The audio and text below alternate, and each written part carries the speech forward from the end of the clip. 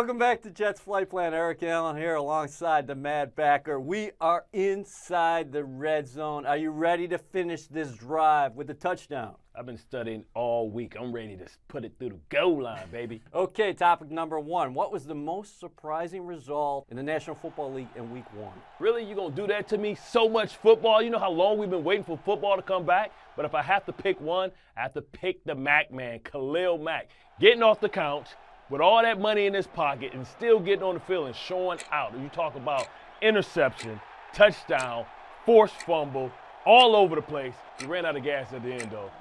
You got to blame that on A-Rod. Khalil Mack, the most surprising? The Jets set a franchise record in terms of points. Are these Jets an explosive ball club?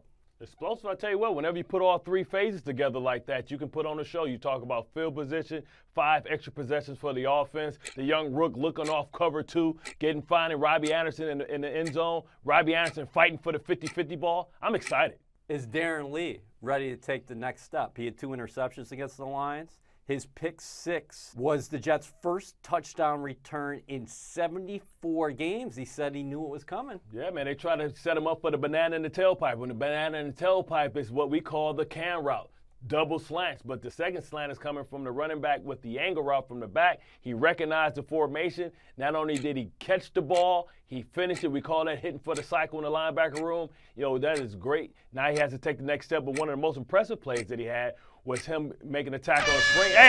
Him making a tackle on a screen play. That's enough. The buzzer went off. Okay, what do you think about Aaron Rodgers' revival? It looked like for a second there Sunday night against the Bears, he was going to be out for the season. Then he pulled a Willis Reed, leading the Packers back for a victory. Willis Reed, he pulled a Michael Myers. I thought he was done and dead, over with, season over. But I tell you what, A-Rod came back and on one leg showed you why he's the baddest man on the planet. You talk about him, the throw the dime to Allison, it was on a rope. And not being able to step in just adds to his legend. All right, let's go back to Detroit and talk about Eminem. He came out with the Lions for the coin toss, and then the Jets lost themselves in the moment. I tell you what, put some respect on Eminem's name. It's not his fault. It's Matt Patricia, Bad Luck Chuck. Any Patriots former assistant always goes and never flourishes. I don't know when the NFL's not going to learn, but that was the only thing I was disappointed for. I wish that the Jets would have punched it in and shoved it down their throats. That's the only reason I gave them an A- on my show yesterday, not an A+, because they didn't go and step on the juggler. How do the Jets handle success now? The Miami Dolphins are coming to MetLife Stadium today for a divisional game. This is a great chance to go to 2-0.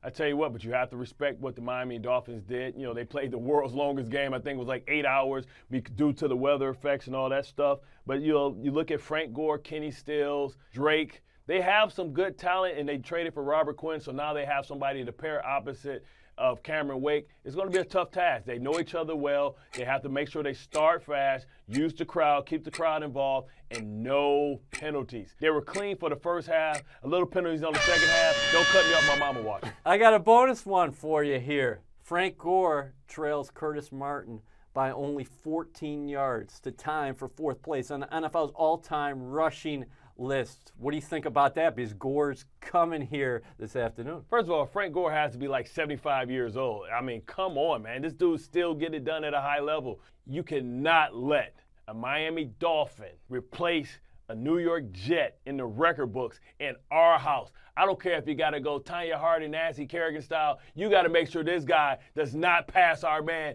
Curtis Martin. His face is so much prettier in the record books. Did you see the Tanya Harding movie? I did not, but I remember the actual moment. Why? We'll see you next week inside Why?